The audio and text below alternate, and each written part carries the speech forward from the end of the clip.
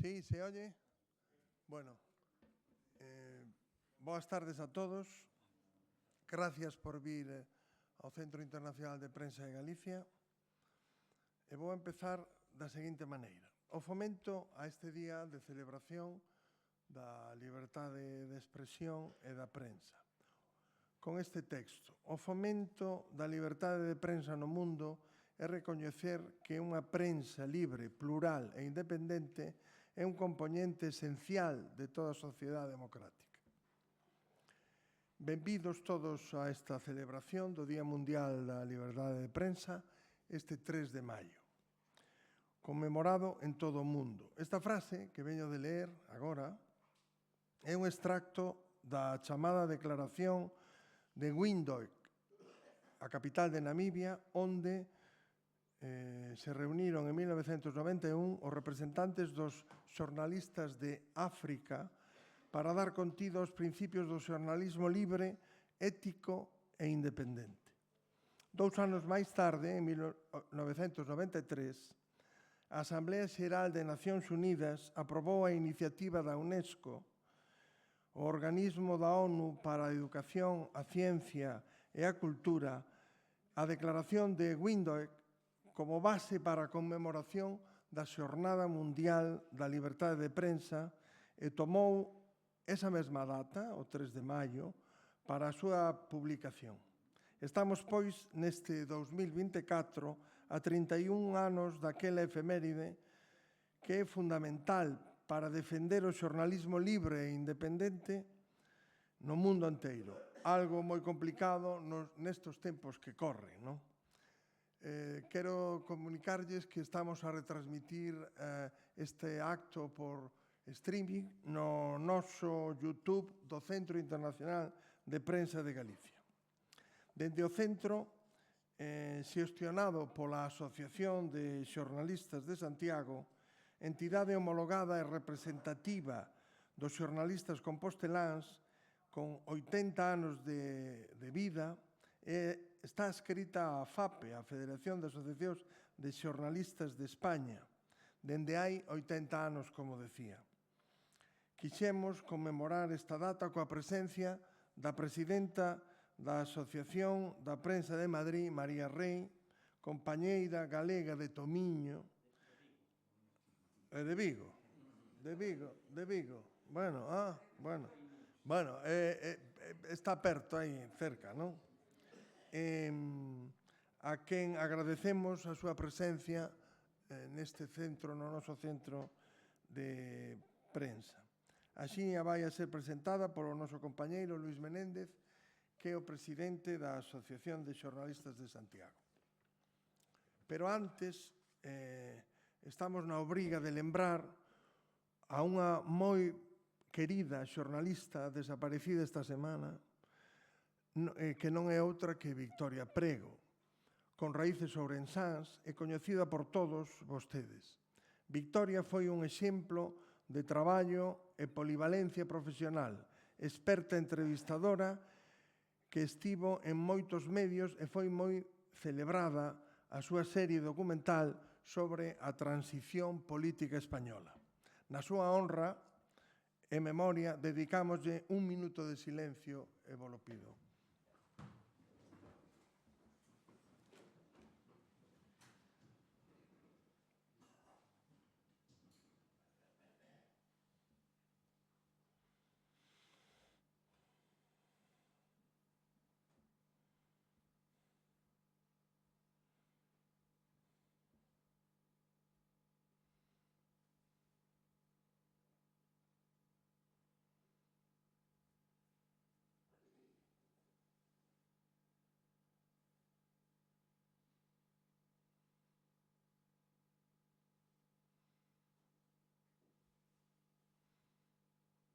Grazas a todos vostedes. Decía, gracias Victoria, Tolla, como todo o mundo a coñecía, próximo a ela, descansa en paz. O gallá a semente do teu exemplo agrome nas novas xeneracións de xornalistas. E agora dou paso ao compañeiro Luís Menéndez, que vai a presentar a nosa convidada María Rei. Moitas gracias. Moitas grazas, Pastor. Ola, escoitaseme ben, non? Bueno, grazas a Vitoria, porque Vitoria tamén foi unha referencia para todos nós. Este mércores faleceu, estábamos na Asamblea da FAP en Talavera, non nos veo a noticia. Verdadeiramente foi, da que, bueno, por outras cosas esperada, realmente era unha compañeira moi respetada, cunha independencia profesional desde hai moitos anos en moitos medios, e con raíces ourensáns. Eu coñecín o seu pai, xornalista, e o seu tío, Manuel Prego de Oliver, un gran pintor, verdade? Na honra dela, que tamén foi presidenta da Asociación da Prensa de Madrid desde o ano 15-19, verdade? Pois comenzamos este acto. Brevemente, un dato sobre o día, que tamén apuntou antes de presentar a nosa compañera María Rei. Hoxe é o Día Mundial da Liberdade de Prensa. Esta mañá saliron os comunicados da Federación Internacional de Xornalistas e da Federación Europea de Xornalistas, ás que pertencemos, lóxicamente, todos os asociados á FAPE e ás asociacións de xornalistas homologadas e representativas de España. No caso da Federación Internacional, lembrouse moi especialmente a situación de Gaza, dos compañeros de Gaza, que neste momento son 119 os que morreron asesinados desde o pasado mes de outubro, cando a entrada criminal de Hamas no territorio israelí provocou a actual guerra. Tamén hai que decir que morreron asesinados 7 xornalistas de Israel e 4 do Líbano. Esta mañá, onte en Santiago de Chile, tamén a UNESCO, a Asociación de Nacións Unidas para a Ciencia, Cultura e Educación, deu o Premio Internacional de Liberdade de Expresión, de Liberdade de Prensa, aos xornalistas, o Sindicato de Xornalistas de Palestina, e recolleu onte Nasser Abu Bakr, que é o vicepresidente da Federación Internacional, e que xa nos dixo que quería visitar este centro. Aquí sí que posiblemente no mes de setembro imos ter o maior representante dos xornalistas de Palestina aquí entre nós. E a Federación Europea fixo tamén esta mañá un comunicado, onte a noite, moi especial tamén incidindo que os xornalistas debían ter como moitísima focalización nos próximos anos o tema do cambio climático. Estamos nunha situación verdadeiramente en moitos sitios dramática e abogan polo periodismo ambiental e a loita contra o cambio climático. Sin máis, paso a presentar unha compañeira de Vigo, María Fernández Rei, presidenta da Asociación da Prensa de Madrid. E o primeiro que teño que decir é que é unha muller de palabra, porque o Día do Patrón pedimos un vídeo, verdade, de apoio aos nosos compañeiros que presentamos aquí. Ese día, bueno, tivemos aquí unhas condecoracións os compañeiros máis vellos, non, experimentados, como din os portugueses, dentro da asociación, porque leva máis de 40, en algúns casos 50 anos dentro da asociación como socios. E María nos mandou un vídeo de saúdo e dixo: a próxima vez que vaya a Galicia vou vos visitar, teño moitas ganas de coñecer o centro. Polo tanto, muller de palabra, moitas grazas, témola aquí. E efectivamente agradecemos. Agradecemos moitísimo tamén que viñera a secretaria xeral da Asociación da Prensa de Madrid, outra viguesa, Mónica Tourón, filla do outro compañeiro importante xornalista en Vigo. Por vigueses que non queden, porque tamén temos aquí a Magis Iglesias, expresidenta de FAPE, e que tamén unha compañeira de sempre. Bueno, vamos a ver, María é licenciada en xornalismo por la Universidade Complutense de Madrid, como casi todos os que estamos aquí. Iniciou a súa carreira na cadena SER en Galicia, traballou para a Televisión Española, EFE, Radio Vigo, La Región, Atlántico Diario. Durante 25 anos traballou en Antena 3, en actualidade conduce o programa diario 120 minutos na cadena autonómica Telemadrid. Foi presidenta da Asociación de Periodistas Parlamentarios no Congreso dos Diputados e no Senado, e sigue formando parte da súa xunta directiva. Recibiu o Premio Luis Carandel de Periodismo Parlamentario, 2 Antenas de Prata e un Premio Iris a mellor presentadora de programas autonómicos. Foi vicepresidenta primeira para asuntos profesionais da Asociación da Prensa de Madrid desde novembro do 2019 ata outubro de 2023, desde que se convertiu a presidenta da APM, unha nova galega en APM, unha asociación importantísima promovida por un gran galego tamén, Alfredo Vicenti, compostelán. Ben, e sin máis paso a dar paso a María, agradecéndolle de novo a súa presenza aquí. Despois, se temos tempo, algo de coloquio. E nada máis. Moitas grazas e benvida de novo.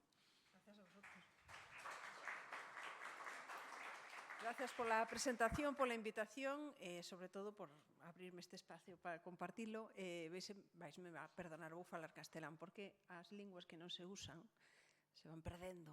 Sobre todo pierdes la seguridad. Yo creo que se recuperaría en un mes intensivo, es cuestión de hacerlo. Pero como esto es una reflexión, ¿no?, que estamos en tiempos en los que nos piden que reflexionemos y nosotros llevamos tiempo haciéndolo, ¿no? A mí me hacía gracia esta semana, me preguntaban, oye, esto que dice el gobierno es una reflexión. Digo, oye, la FAPE ha dicho, no, la FAPE llevaba reflexionando todo el fin de semana al mismo tiempo que el presidente del gobierno. No para ver si seguíamos, sino para ver cómo nos impulsábamos. Estamos en un proceso de reflexión constante, porque el periodismo es un oficio que hace tiempo que entró en una crisis económica cruzada con una crisis tecnológica que nos cambió la forma de hacer, de trabajar, de enfocar la información y de percibir, sobre todo, nuestro trabajo, los que están al otro lado. Y en ese proceso de constante atracción a nuevas formas de financiación, quizás es la etapa, lo más complejo y lo que más nos ha condicionado, y nuevas formas de elaboración de las noticias, pues en ese proceso no siempre hemos acertado, pero también han surgido muchos retos y algunos abrumadores, ¿no? Estábamos en estos días hablando mucho de los bulos, de la desinformación. Es que los bulos han existido siempre, pero no con esta potencia, ¿no?, de difusión que otorgan las redes, y además la información siempre fue una parte importante de las guerras. En cualquier guerra todos podemos pensar hace décadas, ¿no?, cuando una guerra se perdía, pues por eso, por el relato informativo de lo que estaba ocurriendo, de cuando los vencedores pasaban a ser perdedores, pero ahora de repente la guerra es un arma nuclear. La información es un arma nuclear. Los bulos, la desinformación, la capacidad de influir negativamente sobre poblaciones, sobre ejércitos, y la capacidad de intervenir también en acontecimientos políticos. Y ahí no podemos estar solos. Tenemos un problema muy gordo porque nosotros tenemos enfrente esa avalancha de bulos e informaciones que van en contra de lo que nosotros comprobamos y constatamos. Pero no es un problema solo del periodismo, es un problema de la sociedad y de los gobiernos. Pero la solución solo la tenemos nosotros. Yo creo que no hay ninguna otra arma más eficaz contra los bulos que el periodismo de siempre.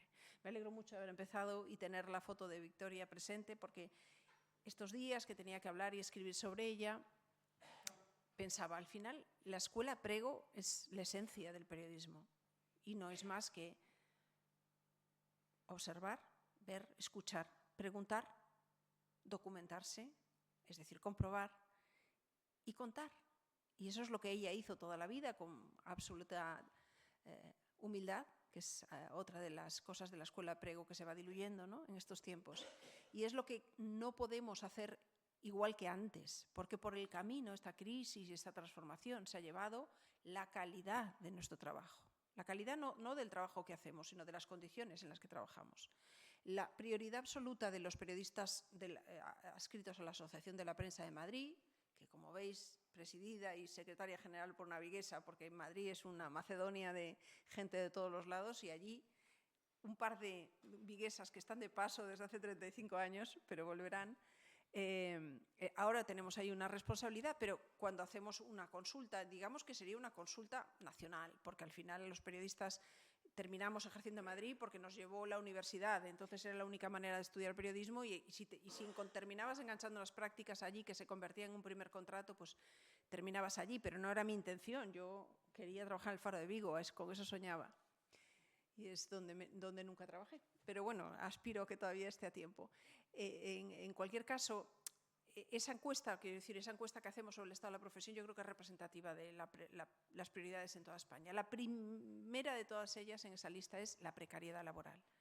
Y no estamos hablando solo de salarios, que sí, porque claro, estamos hablando de salarios de periodistas, de redactores que pueden ganar 1.100, 1.200 netos, y de auxiliares que ganan 1.000 euros netos. En Madrid. Ahora vete a vivir con eso en algún sitio, es inviable. O sea que la mayoría de los que aceptan esos trabajos es porque siguen viviendo con sus padres, los más jóvenes, o malviven en pisos compartidos. ¿Qué pasa? Que yo estoy rodeado de una generación de periodistas que están en la treintena y que no han arrancado su vida, o si la han arrancado es a tropiezos, quiero decir, han podido algunos en la 30 y pico tener un hijo porque veían que se les pasaba el momento, pero el segundo no se lo pueden permitir. Y desde luego de hipotecas en mi pequeña redacción de Telemadrid no se habla, porque está toda esta generación. Yo tengo el grueso entre los 30, rondando los 30 muchos y luego otros acercándose a los 40. Así, de 50 y muchos, solo estoy yo, ¿no? Y claro, soy de las pocas que tengo piso en propiedad. No tienen ni opción de llegar a eso. O sea que ya el planteamiento de vida ha cambiado.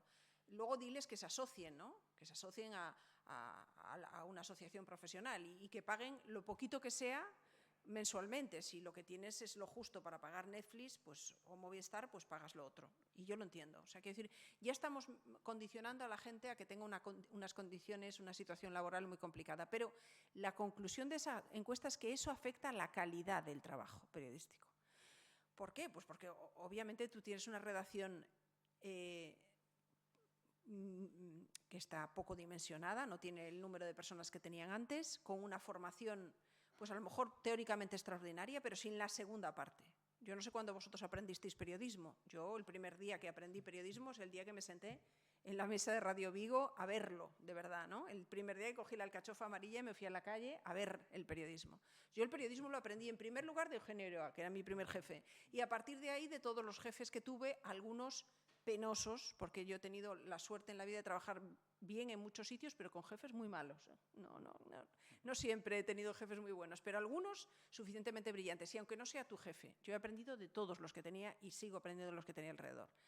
Algunos a los que le doblaba la edad y era el que más me estaba enseñando en esa etapa de mi vida, porque lo que él veía del periodismo, de la sociedad, de la vida, de la tecnología, yo no lo podía ver con mi mirada, ¿no?, marcada. Pero la segunda etapa de la formación real de un periodista está en la transferencia que se hace en las redacciones, la transferencia de conocimiento entre el veterano, el que te dice, ¿dónde vas con esa cuenta? Pero tú has mirado, ¿no? Has mirado esto que te han mandado, oye, que te lo ha dicho Fuentes del PP, ¿y Fuentes del PP qué? ¿Qué es Fuentes del PP o Fuentes del PSOE? ¿Quieres llamar a alguien y constatar? Ese que te frena cuando vas embalado porque te acaban de mandar un titular tremendo, ¿no? Y ese que te coloca en el contexto y te dice, mira, esto, oye, no pasa nada. O sea, si el presidente dimitió uno, pues activa, este es el mecanismo. Ese que te coloca cada día en el contexto de lo que está pasando y te ayuda a relativizar y a poner en valor.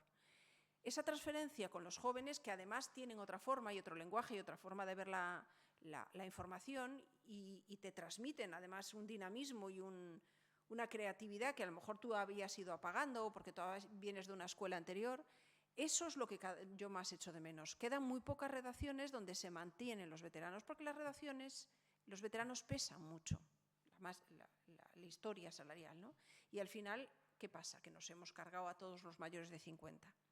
Y eso ha generado el otro elemento del que vamos a hablar, que tiene que ver con las tertulias, con el análisis y con el siempre cuestionado papel de los tertulianos. Bueno, hay una masa de periodistas experimentados que han tenido que buscarse trabajo donde han podido. Y la manera de sumar un sueldo es al final buscarte 4 tertulias, porque no los va a contratar nadie. Y no van a tener... Y además, ahora mismo que tú puedas hacer una colaboración pagada, es muy difícil, pero que además esté dignamente pagada es prácticamente imposible. Entonces, la realidad es que tenemos una generación de periodistas experimentados que saben muchísimo, que están por ahí buscándose la vida, y una generación de jóvenes periodistas muy mal pagados que tienen que hacer lo que pueden en tiempo récord, porque todo tiene que ser para ayer. No, ya, sube algo, lo que sea. Y luego una forma de consumir información pues absolutamente peligrosa, que es cómo mido el impacto de mi información en clics. Y entonces rodeo mi titular de estupideces, de informaciones confusas que enturbian. Tú abres la página de cualquier periódico de los tradicionales y te encuentras 4 noticias realmente trascendentes para la vida del país o de las personas y 16 titulares de chichinabo que no tienen ningún sentido y que además siempre son básicamente te quedarás pasmado con la casa de Susana Griso, no te puedes imaginar la nueva pareja de fulanito. Entonces, que de repente ya todo tiene la misma tipografía, tú ya no sabes diferenciar. El que nos lee no sabe diferenciar dónde está la información relevante y dónde no está. Pero esto es lo que hay. O sea, que no vamos a ponernos a criticarlo para luego no hacer nada. Esto es lo que hay y con esto hay que convivir. Los periódicos tienen que vivir y se mantienen así. Necesitan impactos. Las televisiones tienen que vivir con productos mucho más baratos que antes. Ya no tienen esa fuente de financiación asegurada ni las radios, que es la publicidad. La publicidad se ha diversificado. ¿Cómo vives? Pues haciendo productos mucho más largos y más baratos. ¿Cómo mantienes un programa de televisión 3 horas? Pues mezclando contenidos en directo que cuestan dinero con análisis en mesas, y ahí vamos a las tertulias. Y entonces nos encontramos con la proliferación de programas, mea culpa, el primero el mío, que mezclan información con análisis, en los que además tienes que convivir con un perfil de personajes que no son el analista profesional acreditado, con recorrido, que se sienta en la mesa y coloca las cosas en el contexto, le explica a la gente por qué venimos hasta aquí y además aporta información porque antes ha descolgado un teléfono y dice, y sobre esto puedo añadir esto y esto. No. Tienes, además, una serie de señores que van a repetir el argumentario del partido. ¿Y qué tienes que colocar? Porque los consejos de administración de las televisiones públicas, de las radios, tienen una serie de compromisos. Y ahí se mezcla todo y se hace un discurso un poco peligroso, porque la gente a veces percibe que le estás intentando vender motos. Y esto me lleva a por qué creo que la libertad de expresión y por qué hoy estamos aquí, creo que realmente tiene un serio riesgo. Yo estos días estaba hablando largamente con un periodista boliviano que preside un consejo de transparencia que ha perdido, era un periodista muy relevante, con analista político, con varios programas de televisión en distintas etapas y todos los ha perdido porque allí no hay libertad de prensa, no la hay, no hay libertad de ningún tipo. En Bolivia, ¿no? Aquello empezó en su momento con un gobierno muy de izquierdas, luego se pasaron uno muy de derechas, y lo mismo o peor, y luego volvieron a otro de izquierdas, porque una vez que el poder ha aprendido el mecanismo ya no lo suelta. ¿Cómo empieza el mecanismo? El mecanismo no empieza metiendo periodistas en la cárcel, porque eso es muy poco, eso no vende. El primer mecanismo es siempre quitarnos lo único que tenemos en esta profesión, que es nuestra credibilidad. Este es nuestro patrimonio. Tú sales a contar una cosa, la cuentas como mejor sabes. Si te equivocas, corriges y pides disculpas, puedes reorientarlo. Pero si no admites el error, si insistes en él, pierdes tu credibilidad. Sin tu credibilidad no eres nadie. A un periodista, la diferencia con un divulgador cualquiera, a un periodista, si difunde un bulo, pues lo que le espera es la calle. Es que tú vives de tu credibilidad. Y es lo que más se tarda en construir, toda una vida profesional, y lo que más rápido puedes destruir. 2 o 3 errores, una frase fuera de contexto, la manipulación de una frase en contexto que alguien ha recortado. Es muy fácil que la credibilidad se destruya y es muy difícil construirla. Si atacan nuestra credibilidad como oficio y como profesionales, empezamos a dejar de ser necesarios para la sociedad, y la sociedad democrática siempre necesita la labor de la información, de los informadores y, por supuesto, el periodismo libre y plural, siempre. En el momento que abrimos un debate sobre los bulos y la información y decimos que los periodistas tienen que haber una reflexión y los digitales, yo me pongo a temblar. Porque yo ya sé lo que es un pseudomedio, pero si estoy rodeada. Yo he vetado en mi programa personajes que van por ahí diciendo que son periodistas, que son los únicos que saben preguntar en el Congreso y lo único que hacen es ir a grabarse un vídeo peleándose con el diputado de turno para subirlo a Internet y monetizarlo. Eso no es un medio de comunicación, eso es una página web que está financiada por alguien que le interesa, que suele ser capital extranjero desestabilizador, y que este señor lo que pretende es monetizar un show que se ha montado. Eso se llaman shows, son más viejos que el TVO. Antes hacían con talento, martes y 13, ahora los hacen esto que no tiene ninguna gracia. Y ellos tienen el valor, por llamarlo de alguna manera, de interrumpir a los compañeros que están preguntando, y cuando les dicen, oye, que tu turno ya se ha acabado y el micrófono que está encendido es el mío, le dicen, estáis censurando a los verdaderos periodistas porque vosotros nunca os atrevisteis a hacer mis preguntas. Perdona, 20 años sentada en la sala de prensa del Parlamento me he comido unos rollos infumables. Y a veces he discutido con alguien que no te quería dar una respuesta clara cuando tú sabías que la respuesta estaba ahí. Hasta un punto. Esa línea es la que te recuerda. Tú eres un periodista que está representando un medio, privado o público, y este señor es el resultado de la soberanía popular. Y si no te acuerdas de que estás en una institución que representa la esencia de la democracia y que cada uno de los señores que se sientan en los 350 escaños representan la soberanía popular, si no te sabes lo básico, ¿cómo coño te llamas periodista? Es que no sé qué haces aquí. Entonces, eso, que son los pseudomedios y que se nos colaron por un error del sistema y por una falta de tomar decisiones adecuadas en momentos adecuados, porque alguien se había acreditado, se saltó en las normas internas del Congreso, se fue a un despacho, hizo fotografías privadas, digamos, en un despacho de un diputado, se le aplicó una norma interna de si no cumples, tú no puedes subir a los despachos. Antes, cuando yo llegué al Congreso, que os voy a decir, magis, pues ibas al despacho que te daba la gana, pero llegó un momento en que ya éramos muchos y entonces tenías que comunicar a prensa, oye, subo a la tercera que he quedado con el de CIU en su despacho y tal. Y bueno, pues yo vi ese proceso y lo entendí, aunque no me hizo gracia porque antes era más cómodo, pero te presentabas, llamas a la puerta, oye, ¿puedes atender en un momento? Y normalmente siempre era una comunicación muy cercana, pero eso se tuvo que, digamos, organizar. Esa persona que se saltó eso se fue a un tribunal y se encontró un juez que no tenía ni idea de por dónde venía el viento y dijo, la libertad de información está por encima del derecho de cualquier no sé qué, con lo cual hay que devolver la acreditación a este señor. Y entonces el Congreso de los Diputados decidió que todo individuo que tenga una firma, detrás una empresa que dice ser medio de comunicación, está inscrito como tal en el registro, tiene una razón social, por tanto, un IF, tiene derecho a una acreditación. Y entonces, pues tú te montas mañana una página web, tal, no sé qué, vas, pides la acreditación, te la tienen que dar. Esos señores están desvirtuando la información parlamentaria que siempre ha fluido en una mezcla de comunicación pública y intercambio privado de información de off the record, que siempre nos ha servido muy bien para situarnos en el contexto y saber por dónde iban a ir las cosas y poder anticiparte a un resultado de una votación de presupuestos o cualquier negociación delicada, ¿no? Eso se ha estropeado, se ha contaminado la vida del periodismo parlamentario, que me parece que es fundamental, y eso se ha extendido y se está extendiendo a algunos medios, bueno, pues porque estos señores tienen más protagonismo. Cada vez que hemos intentado desde la Asociación de Periodistas Parlamentarios frenar eso, incluso con mucha mediación, hablando con los portavoces, estos señores van a buscar el show, por tanto no le hagáis el papel de alter ego, o sea, dile a tu portavoz que se trague, que respire profundo y que no le conteste como él quiere, porque si lo que quiere es montar un show y tú se lo garantizas, mañana vienen 3 más a montar el show, que es lo que fue pasando.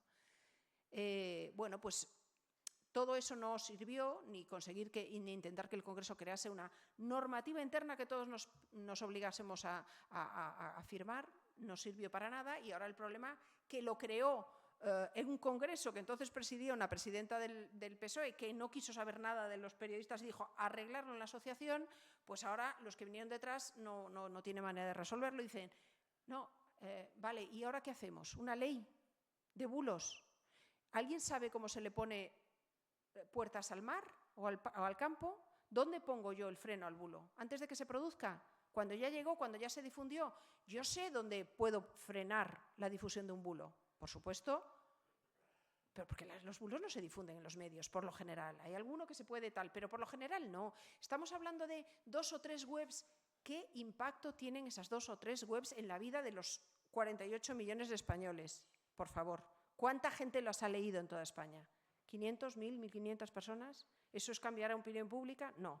¿Dónde está el problema? En las redes. ¿Hay que cerrar las redes? Por supuesto que no, pero sí que hay que pedirle a las grandes empresas que están detrás de las redes que se comprometan con eso. Y comprometerse con eso es atender, pues por ejemplo, una petición de cualquier asociación profesional que le dice esto es un bulo. Y cuando yo te digo que es un bulo, primero lo congelas y después lo compruebas, pero primero lo congelas, no lo sigues amplificando, no permitas que se retuitee, lo congelas, lo pones en blanco, eso no se puede seguir difundiendo. Entonces, yo creo que hay una parte que es pedirle más a las empresas y hay una parte que es agilizar la respuesta. La respuesta a cualquier información falsa está en la justicia. La ley ya está hecha, pero la justicia no tiene mecanismos ni capacidad para dar respuesta en un tiempo normal y el daño ya por el camino se carga una carrera. Con una información manipulada e intencionada te cargas la vida personal o profesional de alguien en 6 meses. Si la respuesta llega a 5 años y después de recursos a lo mejor 6, ya no hay nada que hacer, ¿no? Eso nos pasa también a nosotros. Yo tengo compañeros que están pendientes de un juicio desde hace 4 años y por el camino no han tenido posibilidad de seguir trabajando. Entonces, la respuesta está en la justicia y luego están los propios profesionales que tenemos nuestro comité de deontología y nosotros hacemos informes serios y además no hechos por periodistas, sino por profesionales de distintos ámbitos. Los hacemos. Y para los que estamos aquí convencidos de que hay que cumplir un código ético y cuando entramos en una asociación nos lo leemos, es vinculante. Si te hunden, si te tiran, te tiran. Pero, a ver, hay periodistas condenados por inventarse una entrevista que están siendo otra vez contratados en otros sitios. ¿Qué podemos hacer? ¿Hay una ley que impida a este señor volver a trabajar? Nosotros, como asociación, sí podemos impedir que este señor esté asociado. Y, de hecho, lo hemos aportado a la FAPE. Sí podemos impedir que una persona condenada se integre en un colectivo, pero nuestra fuerza es limitada. Y podemos hacer un debate, sí, ¿cómo podemos tener más? Pero hay una parte que no está en nuestra mano. Hay una parte importante que está en nuestra mano, periodismo de calidad, respuesta a periodismo de calidad. Las agencias de verificación partieron de periodistas y cada vez son más y más sólidas y son una vía, una salida profesional. Yo creo que ese es un camino en el que hay que seguir trabajando y cuando te llega una información tener tiempo para contrastar. Y eso supone que todos hagamos un ejercicio de autocrítica y de, señores, las noticias que se suben en 5 segundos tienes muchas posibilidades de que sean falsas. Hemos visto todos meter la pata a algún medio matando a alguien que no estaba muerto. Afortunadamente, el día que salió la noticia de Victoria Prego, quien la estaba difundiendo era su periódico, que sabía perfectamente cuál era su estado, que estaba en sus últimas horas y tenía preparada la crónica, pero aún así los medios... A mí me llegaron y a Mónica nos llegaron peticiones de confirmación, o sea que ya estábamos un poco escaldados, ¿no? Por lo menos no íbamos a matar a uno de los nuestros así, pero nos ha pasado a todos, ¿no? Pasó hace poco con el expresidente de Telefónica. Entonces, tenemos que asumir que, bueno, que ya sé que estamos en el tiempo de la inmediatez, que todo se consume de para ayer, pero tenemos que, el periodismo no se puede hacer así. Tiene su proceso y el proceso es no saltarte en ninguna de las fases. Entonces, esa parte de autocrítica la tenemos que hacer y la parte fundamental de autocrítica tiene que ver con en qué estamos fallando para cargarnos nuestra credibilidad. Si fuera creen que no somos creíbles, que todos los medios son iguales, que solo difundimos informaciones interesadas, que solo amplificamos los discursos de unos en contra de otros, si nos ven en las trincheras es porque nos hemos metido en las trincheras. ¿Es así?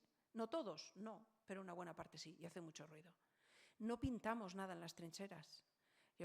Se reía Mónica porque lo veníamos comentando, que mi frase repetida en la Junta, en la Asociación de la Prensa de Madrid, también tenemos una Junta con muchas, digamos, sensibilidades ideológicas diferentes y a veces tenemos unos debates que tienen mucho contenido político. Y digo, hay que venir votado.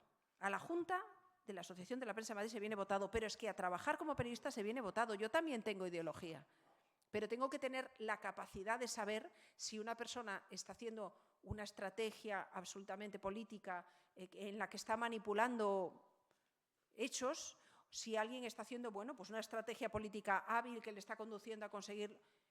Y si alguien está contando una mentira, si alguien está diciendo que no hizo esto, que no hizo lo otro, y están los hechos ahí, la hemeroteca. Hay que saber que lo que nos están al otro lado no se pueden sentir ofendidos. Lo único que me preocupa cuando me pongo delante de la cámara, el que esté del otro lado, que sea de una tendencia política más o menos, se sentirá quizás más cómodo, ¿no?, con la línea editorial de mi cadena, que es bastante marcada, yo creo que no la de mi programa, pero bueno, puede la gente percibir que sí. Porque hay algo que me obsesiona. Nadie se puede sentir ofendido por una opinión que sea de aquí, porque si estamos expulsando a los espectadores, a los oyentes, a los leyentes, entonces, ¿qué estamos haciendo? Estamos acabando con nuestro propio público. Y en la trinchera nos hemos cargado una buena parte de la credibilidad. No podemos perder el norte. Nosotros podemos tener ideas, podemos trabajar en medios que tienen una línea editorial, siempre lo ha habido. Pero cuando yo siempre le digo a la gente, no, es que tú lo lees y es que parece mentira, digo, si te lees la crónica, todas dicen lo mismo. Lo único que pasa es que el que pone el titular en El Mundo, en el ABC, en El País y en La Vanguardia, buscan cosas distintas y van a poner un titular determinado. Pero la crónica que firman mis compañeros en cada sitio de lo que pasó ayer en el Senado dice lo mismo, por el mismo orden. Lo que pasa es que alguno puede haberle dado un párrafo más largo al momento del conflicto entre X partido y tal, y otro menos, pero todos cuentan lo que pasó. No estamos tan mal. Sabemos hacerlo. Y la mayoría de las cosas que se hacen en este país son muy buenas. Y yo creo que la media de periodismo es muy buena. Y eso me lleva a la siguiente reflexión. Autocrítica sí, pero por favor, autoestima también. Porque estamos en un momento muy delicado en el que no hacemos más que oír críticas. O sea, ya no puedes decir que eres periodista porque es lo peor visto. Pues saben una cosa, seguimos siendo imprescindibles para la sociedad, como colectivo, como oficio, no como personas. Porque una de las cosas malas que nos ha traído esta etapa de las redes sociales es que ya no sabemos quién es el director del Independiente o de Voz Populi o de Público, pero sí sabemos quiénes son sus periodistas estrellas que se pelean con otros periodistas estrellas y con otros políticos en las redes sociales y salen los movimientos de apoyo a fulanito, de apoyo a fulanita o vamos a cargarnos. Y cuando yo veo el nombre de un periodista de Trending Topic me echo temblar. Porque cuando abres esa lista de comentarios, la mayoría son de periodistas. Dejemos de comer periodistas. Los periodistas no comen periodistas, comen otras cosas. Comen información y luego la expulsan, ¿eh? No podemos estar todo el día metiéndonos con nosotros mismos, machacándonos. Somos un oficio necesario, no menos, mucho más que nunca. Es la única manera de combatir los bulos, la desinformación, de explicarle a la gente lo rápido que cambia la sociedad, de construir una sociedad más libre, más plural, más democrática, más justa. Nuestro papel es extraordinariamente importante, el de los medios y el de los informadores. Si yo desaparezco mañana, alguien vendrá y hará 120 minutos o le llamará de otra manera. Y hará las mismas audiencias parecidas arriba, un punto arriba, abajo. ¿Qué más da? Ninguno somos imprescindibles, pero sí la tarea que hacemos. Y sí las ganas de contar y las ganas de ver el mundo desde este observatorio extraordinario que es el periodismo. Tenemos la profesión más bonita del mundo, porque vivir la historia desde la fila 1 del teatro es un lujo. Pero tenemos que ser leales a lo que nos comprometimos. Y nos comprometimos a escuchar, observar, documentarnos y contarlo. Nada más. Y preguntar, por supuesto. Y que no nos alarmemos cuando alguien nos dice que había un periodista preguntando en la puerta de una casa de no sé quién. Pues estaba haciendo su trabajo. Otra cosa es que esté molestando o que esté acosando. Por supuesto que no, porque todos tenemos un código deontológico. Pero va a llegar un momento que nos va a sorprender que alguien vaya a preguntar. Y es que esto era lo nuestro, ¿no? Ir a preguntar. Así que sigamos yendo a preguntar y no nos olvidemos de defendernos un poquito entre nosotros también y de seguir explicando a la gente que sin información libre y plural no hay democracia. Gracias.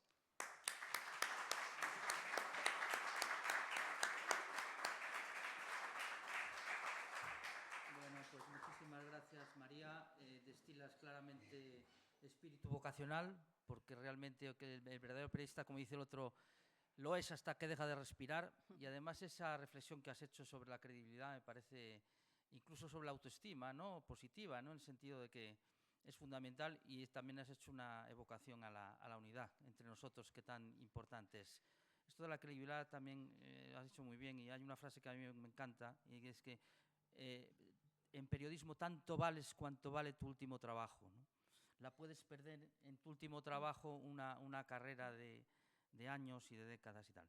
Y bueno, son debates interesantísimos como los que tuvimos en Talaver el otro día y que forman parte de la sociedad y de la sociedad democrática, como leyó antes también en la declaración de Window Pastor. Vamos a abrir un turno de debate, de preguntas, por favor, e insisto y subrayo, preguntas, no comentarios extensivos ni interpretaciones y tal. Por favor, preguntas, que estamos sobre todo entre periodistas, lo que queráis para nuestra invitada de hoy. Tenemos por ahí además ahí tenemos un... A ver, aquí hay mucho preguntador, o sea que... Digo yo, Maite. Sí.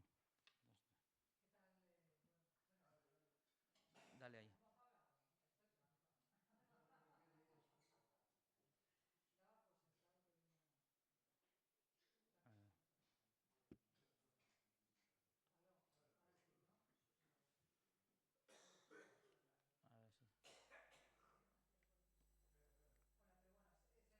Se escucha, sí, lo importante es porque la gente, si lo está siguiendo por YouTube, que te ve.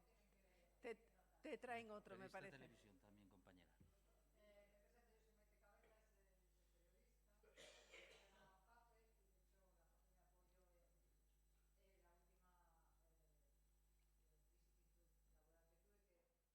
Que me lleva a la siguiente pregunta, ¿no? Es decir, estoy tan de acuerdo con todo lo que decías que me iba como emocionando, porque relatas un poco lo que yo he vivido desde pequeñita, con 18 que entré, a lo que he vivido ahora, ¿no? Eso de cuando pierdes la credibilidad, no eres nada, ¿no? Entonces, cuando una empresa se dedica sistemáticamente a invisibilizar a aquellos que tenemos cierta credibilidad, o tenemos una edad y damos miedo a los medios que nos podrían contratar, yo no sé qué salida nos queda, porque dices la de tertuliano, pero bueno, en Galicia, por ejemplo, es imposible ser tertuliano si no eres afín. Claro, entonces, cuando te oí decir eso de periodista no come periodista, a mí me dolió un poco, ¿no? Porque las empresas están dirigidas por periodistas normalmente y a lo mejor sí hay que combatir eso, ¿no? Aunque sean periodistas.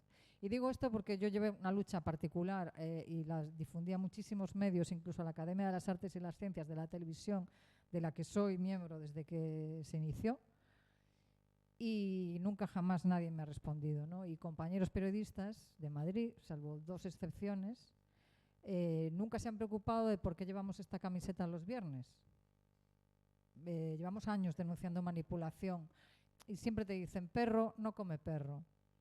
Y con esta actitud lo que estamos haciendo es cargarnos un poco, bueno, carreras de gente, vidas, vocaciones, ¿no? Entonces a mí eso me dolió y quería saber si eso tiene solución, si se puede ir contra los directivos de las empresas que se cargan el periodismo. Yo no me refería a esa parte, claro.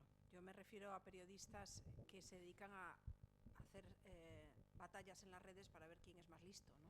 Es decir, yo los comentarios más hirientes que leo sobre mi papel, como que no lo tomo ni personal, y además hace tiempo que no me acuerdo ni la clave de Twitter, con lo cual se mantiene abierta en algo, pero hay demasiado ruido, ya no puedo escuchar argumentos, ya no me interesa. Pero los comentarios más siguientes siempre son de compañeros periodistas y yo digo, hombre, ¿y tú qué has hecho hoy por el oficio, no? ¿Qué has hecho hoy? No sé, yo me puedo equivocar, pero lo intento. La otra parte, que es el trabajo dentro de las empresas y la manera... ¿Cómo te entiendes? Yo me fui. Es decir, cuando tú... Pero ¿por qué dices, es que te pudiste ir? Pues sí, en aquel momento, desde luego, familiarmente no dependían de mi sueldo. Pero yo me vi sentada en la estantería de los trastos viejos, ya había hecho cosas muy bonitas, porque yo me las merecía, sinceramente, porque también merecía otras que no me dieron, porque no era amiga de este o amiga del otro, porque se me había casado con el directivo equivocado el año que lo echaron, o lo que fuera, da lo mismo. Yo hice mi trayectoria, mi recorrido, intenté trabajar bien y sobre todo que mi entorno, que eran mis compañeros de la redacción y mis compañeros del Parlamento, me consideraran una buena compañera y una buena profesional. Y el resto ya. Pero yo me fui. Cuando vi que no podía, me fui, porque no podía luchar contra la maquinaria. Yo creo que no es muy distinto a lo que pasaría en otras empresas. Supongo que un ingeniero, un arquitecto, no sé, médico en un hospital, a la contra de la dirección. Lo que pasa es que nosotros trabajamos con algo muy sensible, que es la información. Y nosotros consideramos que esto, éticamente, no se puede contar así. Y no, cuando queremos levantar la voz y la empresa no te deja, pues es muy difícil, porque no siempre te puedes ir. Y ahí, ¿cómo luchas contra las empresas? Bueno, dices, me pongo esta camiseta y yo tengo una voz, aunque no haga ruido, se ve. Y te aseguro que hay alguno que te haría comerte la camiseta. O sea que sí, hay alguno que le estás amargando el día cada vez que se cruza contigo. Pero es el poder de la empresa periodística es otra batalla, el poder del editor, no sé, ¿hasta dónde? Si tienes la suerte de que has ganado una oposición y puedes estar ahí, puedes seguir con la camiseta mucho tiempo. Si estás en una empresa privada, no hay camiseta que valga. O tragas o te aíslan, te pueden poner en una mesa, en una isla en la redacción hasta que psicológicamente no aguantes más. Bueno, eso pasa, a mí me pasó. Y luego vuelves a empezar cuando ya no me lo esperaba, pero no todo el mundo tiene la suerte, ¿no? Yo la he tenido, pero también me la he buscado, ¿no? Bueno, pero la he tenido, no te lo niego. Más preguntas teníamos por ahí. Por aquí tenías tú antes y luego David. Sí, pero pregunté antes. Muy buenas tardes. Siguiendo las indicaciones de Luis, no reflexionaré, simplemente una pregunta breve, aunque antes de nada, gracias por organizar este evento que le da vida cultural a Santiago, que algo de falta le hace. En este sentido, nada, muchas gracias, María, por tu intervención. Yo soy Anxo Varela, vengo de la Universidad de Santiago, de un centro de investigación en el que precisamente llevamos un tiempo con un proyecto sobre la manipulación informativa como problema de calidad, ¿no? Por lo tanto, me ha gustado mucho lo que has dicho de que la solución está en vosotros, porque aunque yo soy jurista y no periodista, sí que creo que la verdadera solución de esta lacra está en vosotros, y eso que los juristas siempre tenemos la intención de llevar las leyes al máximo extremo, ¿no? En este sentido, yo me pregunto, ¿es posible en una sociedad como la actual que haya periodismo de calidad? Explico el porqué. Estamos en un momento en el que, tú lo decías durante tu intervención, se exige que la noticia esté para allá, es decir, con carácter inmediato. Y hay noticias sobre, nada más pasa la acción, la corrección, o no la corrección, pero sí la ampliación a los 10 minutos, a los 20, a los 30. Entonces, nos hallamos en un paradigma, en un momento en el que yo no sé si es posible hacer este periodismo de calidad por lo que se denomina infoxicación, ¿no? Es tal cantidad la información que incluso aquellos que nos dedicamos de alguna forma a estudiar el fenómeno, nos cuesta informarnos de manera, bueno, pues con una cierta calidad, ¿no? Y te hago esta pregunta también con una última consideración, y es que hablabas tú de cómo se puede resolver esto de la desinformación, ¿no? Claro, a priori es complicado porque vas a caer casi seguro en la censura, no hay mecanismos jurídicos que lo permitan. Y si vamos a la posteriori, nosotros que trabajamos mucho con agencias de verificación, Neutral, Maldita, etcétera, claro, lo que descubres es que la persona que consume la, digamos, corrección de la información no es la misma que ha consumido la información falaz.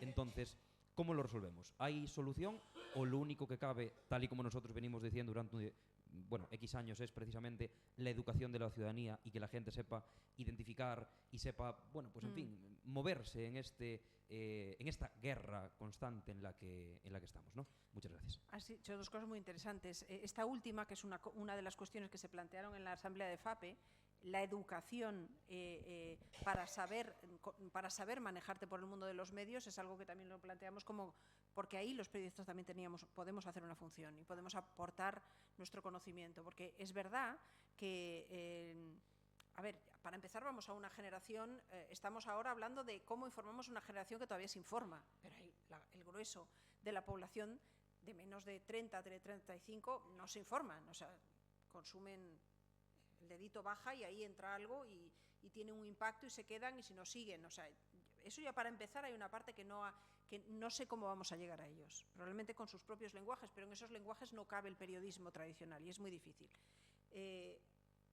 Ahí yo creo que la otra cosa que has dicho, que dices, claro, los que consumen la corrección no consumieron lo primero, pues a lo mejor ahí es donde puedes obligar con una ley a las empresas que difundieron el bulo a difundir el doble de veces la corrección. Es decir, tienes que conseguir que alguno de los que se tropezaron con el bulo se tropiece con la corrección. Y luego planteabas si se puede hacer periodismo de calidad. Se hace un periodismo extraordinario. O sea, tú de repente te encuentras una cosa complejísima en temas de tribunales y dices, esto no hay quien lo entienda, voy a abrir María Peral, voy a abrir... Y sabes, es que hay una gente por ahí que sabe un montón. De repente se abre un escenario novedoso en política y entonces vas y las crónicas que van sacándote todo lo que puede pasar y todo lo que venimos y qué lecciones aprender. O sea, se hace periodismo extraordinario todos los días en muchos medios. El problema es que a veces o sea, no hay paciencia y sobre todo no hay dinero para invertir en buen periodismo. Afortunadamente los medios, los periódicos nativos digitales o tradicionales con su parte digital también, siguen sabiendo que hay determinadas firmas que les garantizan, bueno, una credibilidad y siguen fichando a determinados periodistas y hay más movilidad que antes, pero esa compañera que estaba en ABC y que ahora está en El Independiente, el otro que estaba en La Vanguardia y ahora está no sé dónde, y yo, claro, son compañeros con los que he trabajado mucho, les vas siguiendo el rastro y sabes que por ahí siempre estás bien informado. Pero el problema es que perdamos eso, ¿no? Que perdamos las referencias, que no haya espacio para que sigan comunicándole con los otros y que en este mar sigan sacando la cabeza los que lo hacen muy bien. Yo te digo, en el día a día se hacen crónicas extraordinarias. El otro día tuvimos una reunión con corresponsales de guerra porque estábamos haciendo el homenaje a un compañero que murió hace 20 años, a Ricardo Ortega, y escuchar a estos compañeros que están todos en ejercicio y dices, madre de Dios, o sea, tú viene Ucrania, pones la gente que invierte y manda a Ucrania y tú pones a los tíos allí, a las tías y a la gente que se va y dices, es que en 2 días te han contado el país, ¿no? Y luego hay que invertir en una parte. Estos días se está demonizando mucho, por ejemplo, El Confidencial, que es un periódico que te puede gustar más o menos, pero que hace periodismo y análisis de calidad y luego tiene sus cosas. Pero claro, si consideramos que El Confidencial es un bulo, pues empezó con Rubiales hace 2 años, y mira dónde está Rubiales, ¿no? ¿Y Cifuentes? ¿Iberdrola? A ver, ¿el novio de Ayuso? ¿Qué pasa? ¿Que solo saca a la mujer de...? No, es que, quiero decir, es que las informaciones que luego derivan a veces en cambios incluso de gobiernos, empiezan con alguien que les acusa de ser un bulo. Así que me da miedo que alguien ponga por delante las puertas a los bulos, porque primero hay que asegurarse de que ahí no había algo que rascar, ¿no? Luego hay los que exageran y luego hay los que además confunden y cogen una Begoña Gómez de Santander y la lían parda. No es tan grave, es que ese periódico no se va a poder quitar de encima en la vida La Mancha. O sea que no es tan grave para la sociedad, es grave para el periódico, por desgracia, porque han perdido el patrimonio, la credibilidad. Había más preguntas por aquí. No, aquí de David, antes. Luego sí. Sí. Sí. Hola, boa tarde. Agradeço o relato da situación que acabas de contar e sobre todo ao final que contabas que un feito moi evidente que o importante Fala máis alto, abre o micro. o importante Aí. o importante que temos cada un dos periodistas é a credibilidade, pero tamén está a credibilidade colectiva ante a ciudadanía, ante os 48 millóns que casi somos aquí en España, non? Entonces, na situación que, por exemplo, poñeches ti do caso do Congreso, de donde un pseudo periodista, según un xuez, pode ter a mesma credibilidade como periodista máis riguroso, o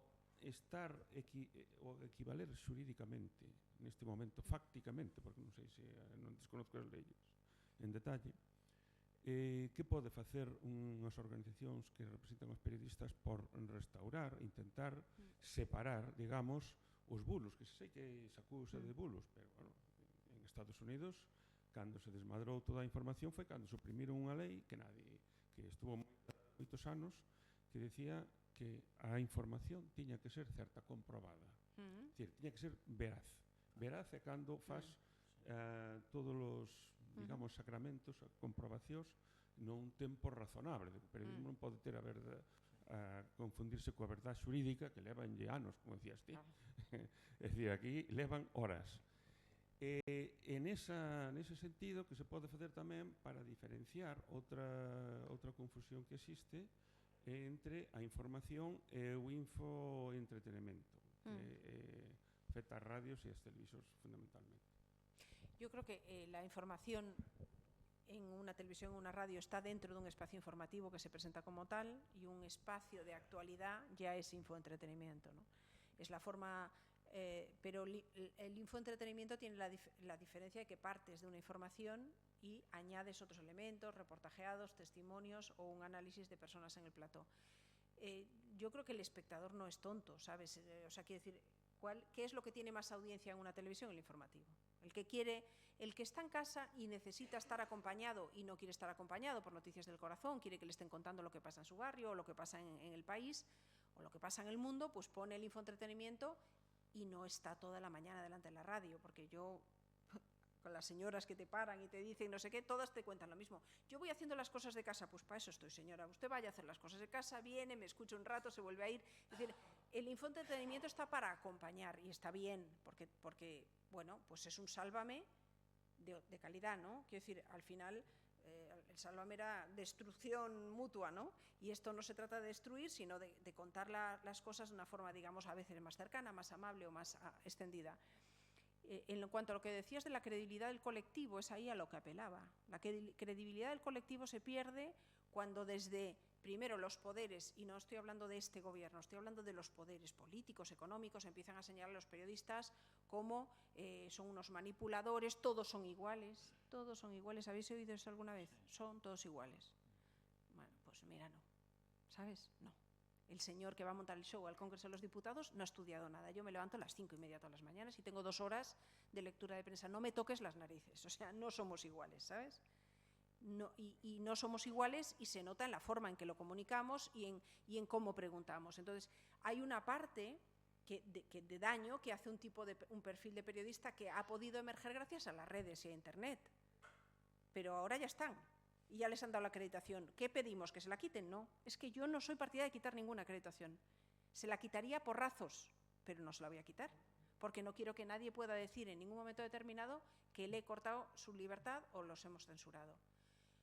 Pero su ruido dejará de ser novedad y cada vez se les escucha menos. Las primeras veces montaban el show, si los demás no le hacen ni caso, ahí la parte más importante la tienen los políticos que están delante. No le sigas la bola. Ha venido a preguntarte no sé qué, te está preguntando una barbaridad y dices, mire, disculpe, pero no tengo la respuesta, en cuanto la tenga, se la comunico, que es lo que se ha dicho toda la vida en las ruedas de prensa.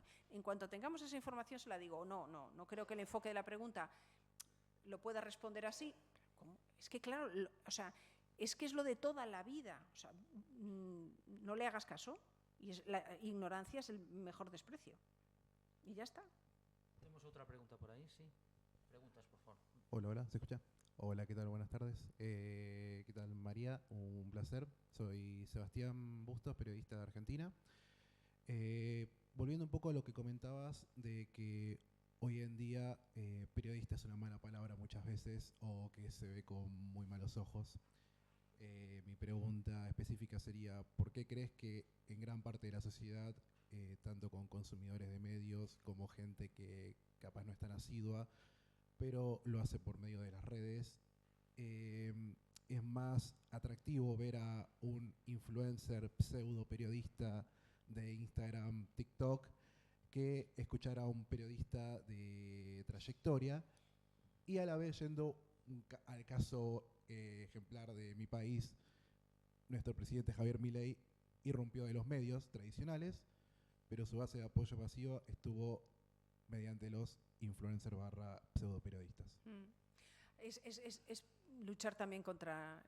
O sea, estamos hablando de nuevas generaciones que consumen, que su vida es digital, consumen otro tipo de productos, se manejan con otro tipo de códigos, y un influencer que consigue contar las cosas cortando de todos los espacios que le sobran a las palabras y hablando muy rápido para un consumo inmediato, pues es mucho más eficaz cuando alguien necesita muchos impactos porque me he educado y estoy creciendo en él. Necesito muchas cosas y todas ya, o todas ayer. Quiero decir, viven en un estado de ansiedad constante que yo no les auguro la salud mental que van a tener a los 40, quiero decir, porque es una necesidad y una dificultad para asumir el fracaso, o cuando algo se te tuerce, que también es un drama, ¿no? Bueno, ya veremos. Esto también tendríamos que hablarlo a lo mejor como padres, si lo sois también, ¿no? Esta generación va a tener muchas dificultades para convivir con una vida que no le va a dar todo lo que quieren y al momento. No quiero ni pensar que tengan un conflicto bélico de verdad y tengan que tener carencias importantes. Pero ahí tenemos muy poco que hacer. Tú te vas a dirigir, yo me voy a dirigir a un público que es un público que se crió con periodismo y que quiere seguir consumiendo periodismo. Y el influencer le puede hacer media gracia, pero no se lo cree, porque está acostumbrado a que las cosas las expliquen con detenimiento y ahí no puede hacer nada.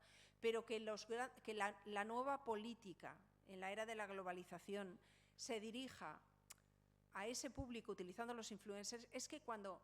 Yo antes citaba Bolivia y ahora estabas hablando tú y me estaba acordando de un amigo que tengo, periodista en Rosario, el drama de la vida de los periodistas en Rosario con la amenaza de las mafias de la droga. O sea, ahí es jugarte la vida, ¿eh? Que te metan una bomba saliendo de tu estación de televisión. Y aquí a veces nos quejamos de cosas que me dan la risa. El problema es que el régimen de turno siempre hace lo mismo. Se carga la credibilidad del oficio, del colectivo. No sirven para nada, son todos iguales, son unos manipuladores, solo defienden sus propios intereses, y cuando te has cargado el colectivo, lo siguiente ya es cierro los medios, y lo siguiente ya es encierro a los periodistas, los echo de sus trabajos, y el que se me resiste lo meto en la cárcel. Está pasando.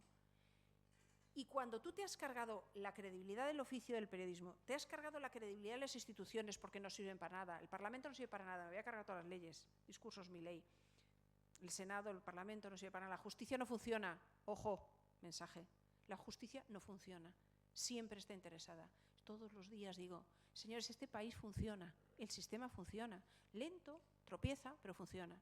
En el momento en que todo eso no funciona, solo quedan Milei, Bolsonaro, Trump, y a eso vamos.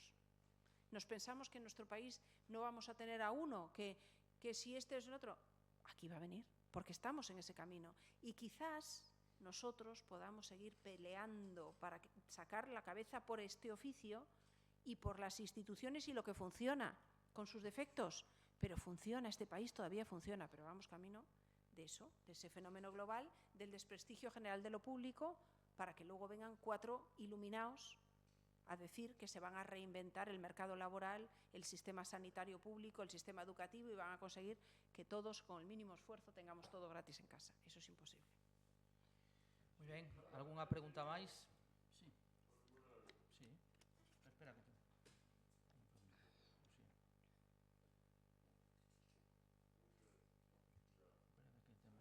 Sí, esattamente lo so. Bueno, eu que leo diariamente, son consumidor así lo xornalismo, entón vexo unha chea de asignaturas, de firmas que se inseren xornalistas profesionais con título de profesor universitario, profesor de ensino medio, profesor... O sea, o profesorado. Escriben diariamente, exercen como se foran xornalistas profesionais. Non sentides que iso é intrusismo? Que se pode facer diante deste fenómeno? Porque yo es que creo que un periódico no... Teñen ideoloxía, chuspen ideoloxía, pero total.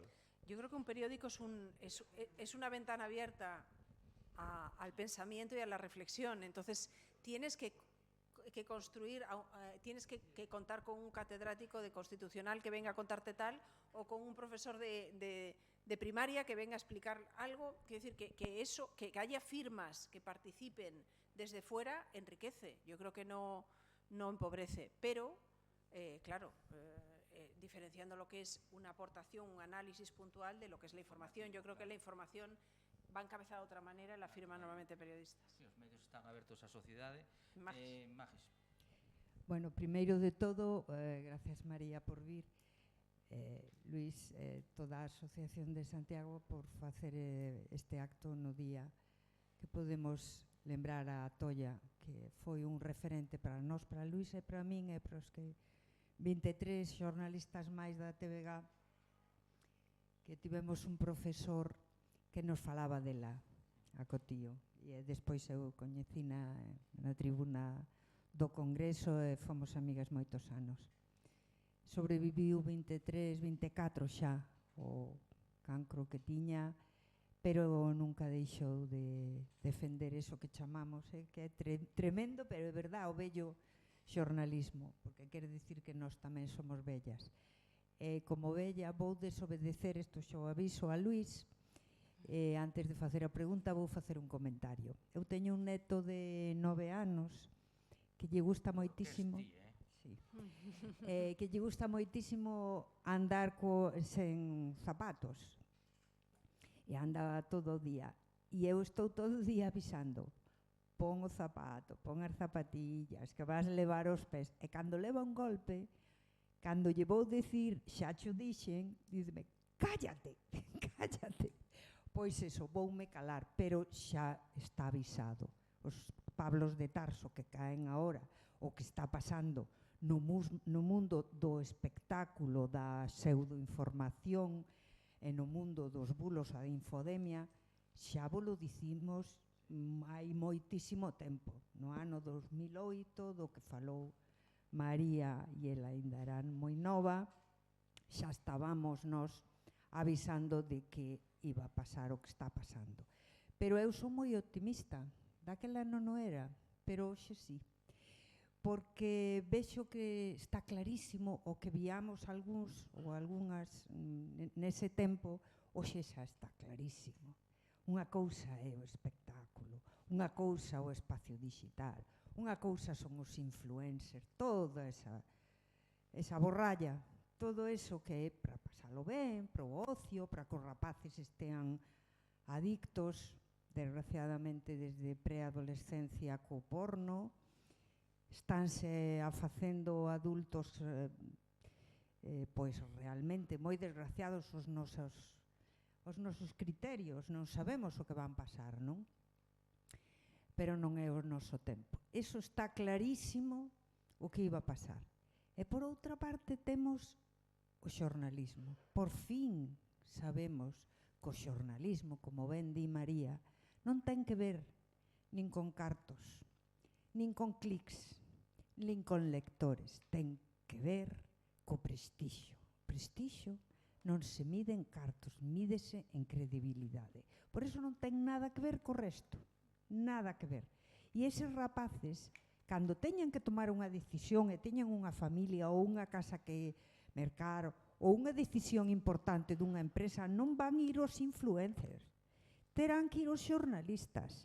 Por iso, os últimos estudos que se fixeron, hai pouco nun acto que fixemos en Tres Cantos con Fernando Jáuregui, presentaron un informe moi interesante sobre o consumo despois da pandemia e falaban que as cabeceiras dos medios tradicionais seguen a ter moitos lectores e cando alguén e os máis novos, por suposto, con formación, universitarios, queren saber que pasa, van realmente a Twitter e a Instagram? Non. Van ás cabeceiras dos medios tradicionais. E despois a radio ten unha credibilidade por riba do resto dos medios. Por iso paga a pena que esos 100 e pico xornalistas que morreron en Gaza entregaron a vida por nos dicir que está a pasar ali, porque a información veraz segue a ter un valor. Polo tanto, sí que a pregunta xa vai agora, xa me calo, e a pregunta é para poñer orde nesta desfeita que hai no mundo digital, onde hai abusos, onde hai de todo. Temos a Unión Europea xa legislando, tomando decisións, mal que ben, sempre máis lentamente, pero máis segura que as propias empresas. Aí o goberno e os países da Unión terán que facer as transposicións legais. Eso é moi importante, pero que podemos facer os xornalistas para volver a ter esa credibilidade, ese prestixio? Pois seguimos a pensar que non paga a pena facer unha lei de prensa, eu non estou falando deso para nada, pero sí sabemos que a autorregulación é unha resposta. Pero a autorregulación non se autorregula quen non ten nin forza, nin medios, nin coñecemento. Polo tanto, temos que ter institucións poderosas. María xa sabe, e Luís tamén, que eu son partidaria de os colexios profesionais potentes, desto que é unha traducción do inglés que non me gusta nada, pero bueno, é moi descriptiva. Empoderármonos como xornalistas para tirar do carro e facer o que a compañeira pedía, facer un frente. Porque realmente, María, ti falabas de que nunha empresa tamén hai acoso, nunha empresa tamén hai problemas, pero chegan os sindicatos. Nós non temos sindicatos porque facemos ben, non nos afiliamos. Realmente non temos quen nos defenda. E aí están as asociacións e creo que tamén terían forza e teñen os colexios. Por que non se fai algo forza? Esa é a miña pregunta. Formulo a pregunta por segunda vez. Como podemos conseguir a recuperación dese crédito, dese prestixio, desde a autorregulación xornalística coas instituciones xornalísticas e profesionais? Como? A ver, yo tengo mi duda. Yo lo de los colegios y las asociaciones es un debate siempre abierto. No sé, no veo mucha diferencia. Porque el drama es encontrar... El drama es que de las asociaciones solo sale gente. Entra muy pocos y sale mucho, ¿no? porque, bueno, va saliendo la gente por sus dificultades económicas, laborales, personales, lo que sea, y los que entran son muy pocos por lo que decíamos antes. Entonces, que fuese diferente si los colegiados somos muy pocos, no sé. Quiero decir, no sé si podríamos hacer fuerza. El drama es que cada vez que una asociación, no sé vosotros, pero en Madrid, que somos muchos y muy ruidosos, hace algo, o sea, es tal el conflicto que nos genera, o sea, este comunicado, porque si cuando intentas hacer un comunicado conciliador ya hay 700 poniéndolo verde, o sea, es muy difícil que nosotros creamos que podemos ser un colectivo fuerte si no estamos unidos. Es que la gente dice, es que los periodistas siempre sois corporativistas. ¿Perdona?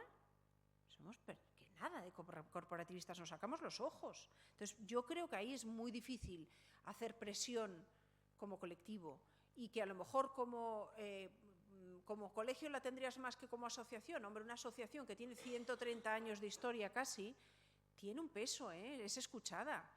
Y realmente el problema es que no les dices lo que quieren oír, con lo cual te hacen el caso relativo. Y luego nosotros tampoco nos apoyamos entre nosotros. Yo no sé si cambiaría algo.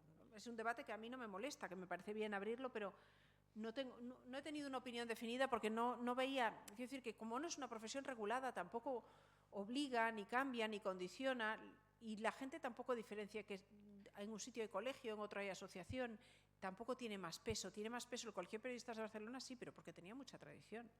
Tenía el mismo peso a nivel de influencia que la Asociación de la Prensa de Madrid, porque también era muy antigua. Yo creo que lo que te da peso es pues tener algo que tenga un recorrido y una trayectoria.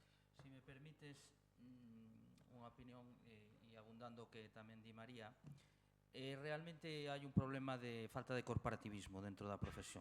Sempre me parece, o sea, o nivel de afiliación dos xornalistas en España non chega ao 15%, tanto en asociacións da prensa como en colexios profesionais, como en sindicatos, que tamén hai sindicatos, non moitos, pero hai Madrid, Cataluña, Andalucía. Noutros países, se sabedes que coñecen algúns casos por aí fora, é fundamental o espírito colectivo que teñen entre eles e que forman verdadeiramente lobbies. Son respetados, o sea, vamos a ver, a Asociación de Xornalistas de Dinamarca ten 80.000 membros. A FAPE non temos nin a cuarta parte, nin a quinta. Entón, quero dicir, eles sentan os ministros, non os ministros vamos nos a sentarnos con eles. Por lo tanto, a forza ven por aí. O Colegi de Xornalistas de Cataluña, pois sí, pero teñen unha maneira de ser e tal, e teñen cartos. Entre outras cosas, ahora que estamos falando aquí en Santiago o tema do quiosco, teñen 17 quioscos, nas Ramblas, na Paseo de Gracia e tal, que xestionan de hai moitos anos, e é unha cantidad de ingresos que teñen impresionante, 48 personas traballando. Por lo tanto, aquí, dous periodistas, tres opinións, que somos unha profesión independente e, bueno, pues nos pasa con o que nos pasa. Nos dividimos, o que decía María, e é moi complicado conseguir a unión. Si realmente estuveramos de acordo, polo menos no básico, que creo que todos temos unha idea básica, independentemente do que pensemos do xornalismo, de que considere quen é xornalista e quen non, efectivamente, que é outro debate que non vamos a entrar aquí agora, pero que sí que realmente existe unha falta de corporativismo que hai noutras profesións, non é unha profesión habilitante, non é un título habilitante, polo tanto, é libre. Quen decide que é xornalista? Ao final é o patrón, o que contrata. Entón, que pasa? Nos que estamos aí a velas vir e nos pasa o que nos pasa pola nosa culpa. Eu sou moi autocrítico, o sea, 80% das cosas que nos pasan son porque non estamos unidos e non formamos un grupo forte de respeto. Hai individualidades, e, bueno, os egos non che digo, claro, hai individualidades, bueno, egos que algúns non lle collen ni na Plaza do Obradoiro, vaya, pero vamos, que individualidades que sí teñen un prestixio, unha credibilidade, pero estrágase rapidamente porque ven un político, tal, matrícula, tal. Entón, non hai ese espírito colectivo que debíamos de ter, na miña modesta opinión, para ser máis fortes e máis respetados e, polo tanto, para mellorar a sociedade democrática. O xornalismo está baseado no que sempre tuvo que ser todo o contrario, baseado na verdade, que é a primeira regla do xornalismo. O sea, da mentira. Estamos totalmente ao contrario. Disculpa esta intervención, porque tampouco fixen preguntar. Estoy de acordo completamente. Bueno, pois entonces, si rematamos, queremos dar un detalle a María, xa que foi unha muller de credibilidade, dixo que iba a vir e veu, polo tanto temos un detalle para ela. Qué bueno. Que, Todo lo que venga en este papel me gusta. bueno, que representa tamén un pouco a... ¿Sí? Podes abrirlo, Voy sí. a abrirlo, sí. Sí.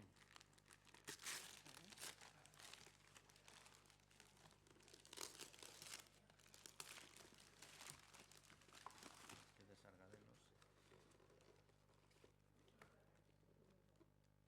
Bueno. Aquí tenemos. Aquí. Bueno, unha pomba de Sargadelos. Muy bonita, es Pomba preciosa. de Muchas a gracias. liberdade de San. Muy bonita. Muchas gracias. E moitísimas gracias por vir, de verdade, Vosotros que por compañeira, contar comigo. e moitos azos e moitos ánimos para sempre. Remata, Pastor, con algún anuncio máis do que vamos a ter próximamente. Bueno, para rematar, como decía Luis, anunciarles que o día 10, o venres 10 de maio, presentamos aquí un libro de Francisco Toledo, con unha conversa co profesor Senén Parro, e o día 15 de maio presentará un libro Fernando Estalayo sobre o seu avó que rematou a súa vida en Mauthausen, El perro rojo, e tamén unha biografía a mi libertad paso a paso, que dialogará ca historiadora e especialista na memoria María Torres. Gracias a todos por a vosa presencia. Un saúdo.